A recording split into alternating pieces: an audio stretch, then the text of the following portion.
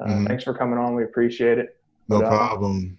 man, uh, we just kind of went through 10 weeks of lockdown, and that's kind of slowly coming to an end, depending where you're at. Mhm. Uh, is anything you've been thinking of that you want to do more now that you're coming out of it? I want to do a lot of live rolling and drilling. Yeah, I've done a lot of working out at home, but I want to start actually doing technical work on the mat and train a lot more. Like yeah, 2 a days right off the bat, make up for lost time. I spend a lot of time watching film, studying, talking to my teammates, watching film with them, yeah, and figuring out what's the best course of action for us to prepare for the tournaments if and when they start back up again. yeah. Who knows when they'll start, man? What do you think with that? Just next year? That's it.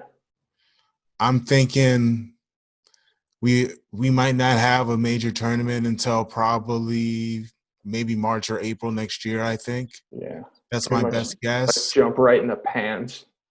Yeah, that's what I Right. think. Yeah, because I wonder how that looks because next year is ADCC. So is Worlds not as big of a deal because ADCC will be a huge deal?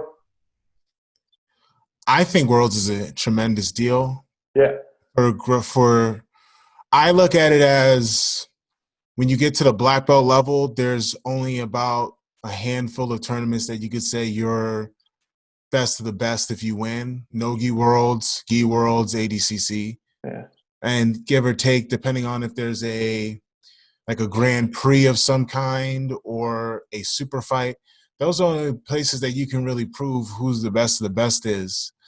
I think they're going to just have to do it because IBJGF, that's a big moneymaker. yeah, Pans actually has more fans than Worlds and yeah, more competitors. yeah, When you think about that, they're going to probably start with Pans first Yeah, because and Pans puts the Worlds. mat. They got masters divisions and juveniles too on the yeah. same weekend, not like worlds. So I think you're Yeah, right, bro. yeah, absolutely. And I don't see a major sport having a bunch of fans. So if they're not going to have it for the NHL, NBA, basketball, NFL, Yeah.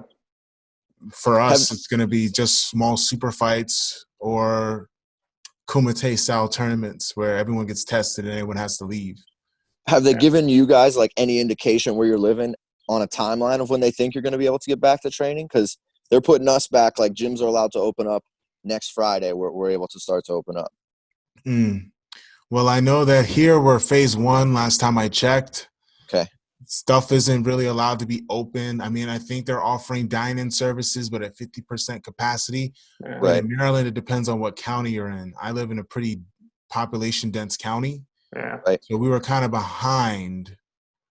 But we're slowly starting to. I don't know when we're going to start training. I know of people that have small training groups because around here, it's not like we live in the city. And a lot of people feel as though I don't necessarily agree, but I can kind of see what they think is like if I haven't gotten it already and my teammates are pretty much locked down, Right. they're Right. going to take that chance. So with training, I'd probably say at the end of the summer, maybe. Right. But who knows with the way this Right. thing goes, if there's a surge or not. Yeah. So you mentioned super fight. Mm-hmm. Has there been any talk about getting you on Fight to Win like sooner than tournaments coming back? Because they've been doing shows and you usually do really well on that stage. You know. They hit me up right away once Okay. they got the clear for them to start having events. But the thing is, my life situation, I'm kind of taking care of older people. I'm around older people. Right. So I can't go out to the airport, Right. You fly. gotta have another level of personal responsibility there. Yeah. Absolutely, Right. absolutely. And on top of that, I don't know if I can have a good camp Right. because it's hard enough as it is when you're fighting elite dudes. And if it's like half my training partners are like local to me, the other half are like 45 minutes away. And in Maryland is super strict. And I don't want to have to force someone or convince somebody like, hey, I need you to train with me.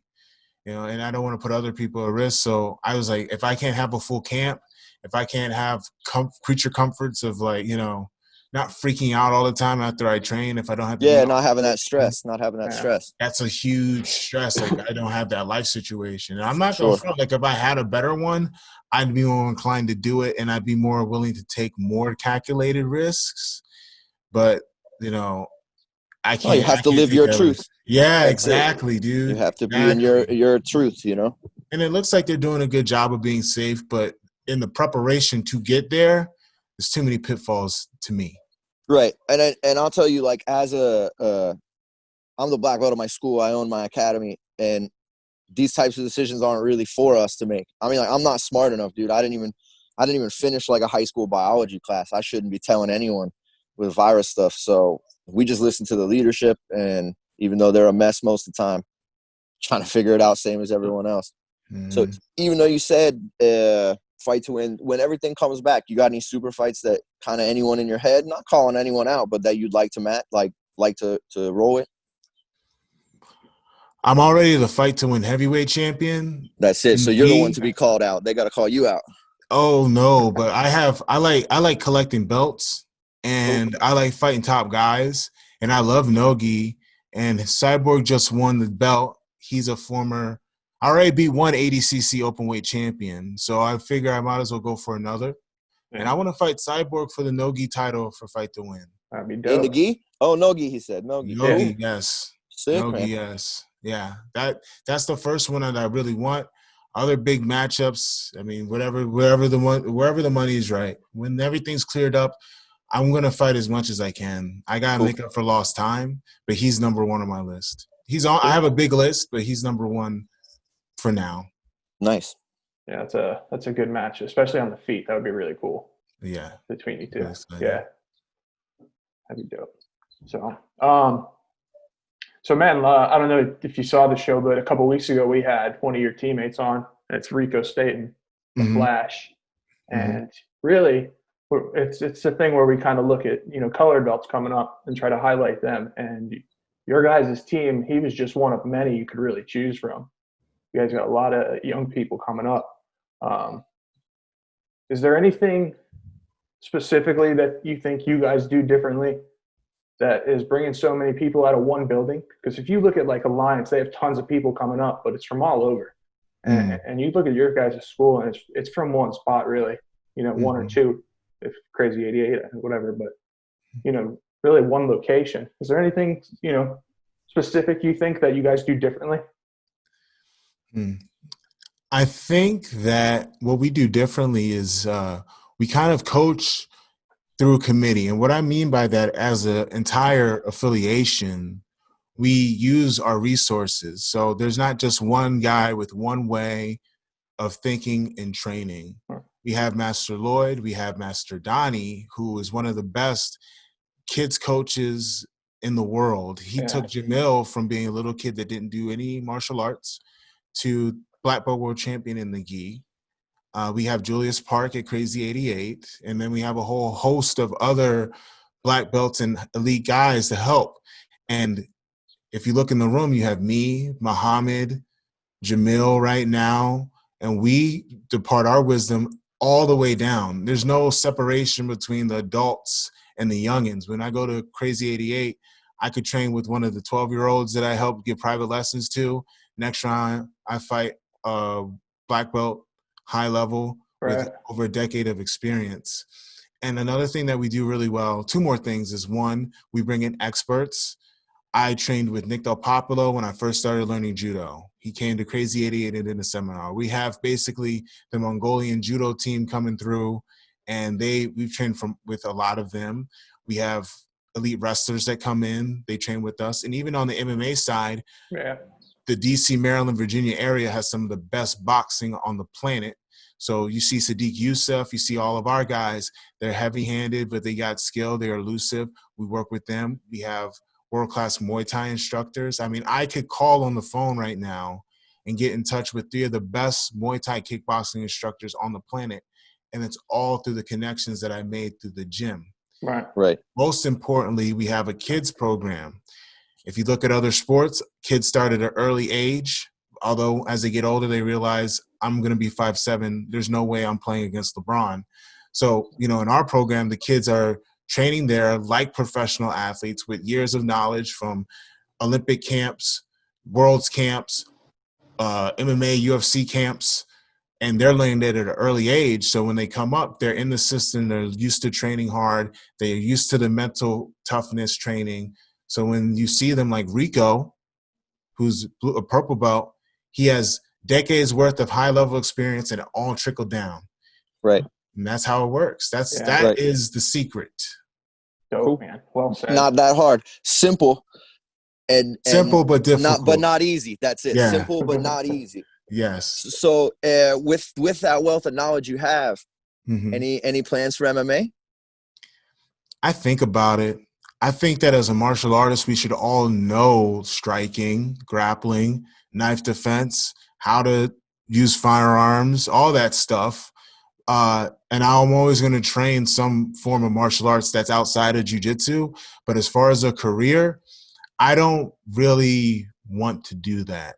Right. If just knowing how hard it was for me to get to elite level at jiu-jitsu, although the skills are transitionable, like you can transition, I don't think the juice is worth the squeeze, in that you're going to have to train really freaking hard to be the best. Like if you're going to do MMA, you got to train to be the best. You got to be a killer. Yeah, this is the goal. Yeah, you can't be a hobbyist. You can't say, I dabble and I'm gonna be a jiu-jitsu guy that takes MMA fights every once in a while just to wet my beak. It's 2020. It's not 1998. So you're not going to have a Murillo Bustamante just say, oh, I just took a knee off. Next week I'm going to fight in the UFC. It's completely specialized. Now, not to knock anybody, but it takes time. Look at Jacare. He stopped competing jiu-jitsu in 2005. He is yet to has he had a title fight? I don't think so. Just number one contender fights. Yes, and he's taken a lot of damage. Right. And he's not going to have that nice, fat, big four sport pension. Yeah, the paycheck. Right, and the paychecks and all that. And jiu-jitsu is, one of the things is I've been involved in jiu-jitsu 12 years now, and you can see even now it's easier for guys to make money. I see you're out there. Before all this, you was like, really pumping your train wreck system. You were out teaching seminars and showing everybody that, and it's something you're kind of known for. How did you develop that? Because I think it's really cool to have a guy who kind of bases what he likes to teach on a stand-up of combination of judo and wrestling, which to me is like the beauty of jiu-jitsu on the feet. How did you kind of come up with that system? I have to give a lot of praise to Kerry Chandler and Nick Del Popolo. Those are two world-class judo people from America. Nick Del Popolo is a two-time Olympian. He would come to Crazy 88 and teach seminars. His partner, Kerry Chandler, she would come through and she would teach as well. And they gave us the fundamentals of judo. And then what I did was I watched at the time, which was 2009, 2010, 2011. I was a blue belt. I started watching all the guys that won the Open or dominated, and all of them knew takedowns. My favorite guys to watch were Claudio Calazans, Jacare, Shanji, and Rodolfo Vieira. And, I was like, that's a beast list, man. That's a perfect list. Yeah, that's a perfect list. Yeah, and I'd go on BJJ fights before they had Flow, and I watch all their stuff. And then I would watch how jiu-jitsu stand-up was different. And a lot of times you might have to steal too, or the guys, they fall for certain tricks. And then I just combined what I was watching in film and what I was doing in the practice room and what I had learned from Kerry and Nick. And then I started developing it. And of course, when you go to tournaments, you start to figure it out. Right. And you just start to add to it. You start adding to your system. You start picking up pieces. You're like, okay, this guy does this when I do that, so then I'm going to put this together. And then you build a system.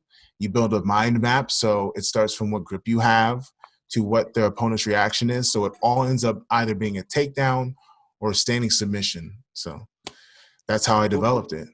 Right. And I know that your coach, Master Lloyd, is like very into fundamentals and basics. I mean, is that still something that really carries through to your whole school? Like the fundamental old school kind of jiu-jitsu, building those fundamental concepts? Absolutely. Every warm-up that I run, I do the fundamental movements of grappling, everything from cartwheels, forward roll, backwards roll, front break fall, side break fall, Granby, all that stuff in the warm-up so that when you have a grip or whatever, you're still able to do the movements. Like all the stuff we do in warm-ups, the basic movements, make it easier for you to do the complicated stuff. For instance, if you want to do a berimbolo, you have to know how to Granby.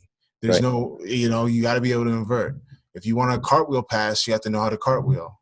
If you want to pin someone's legs down, you got to do push-ups. So we incorporate that in our training heavily. And yeah, that's what we do. That's what helps. Cool. Mm-hmm. Yeah. So, man, any future Pans, Worlds, ADCC? Is that kind of what that next year looks like for you? You have anything else you got your eye on in the future?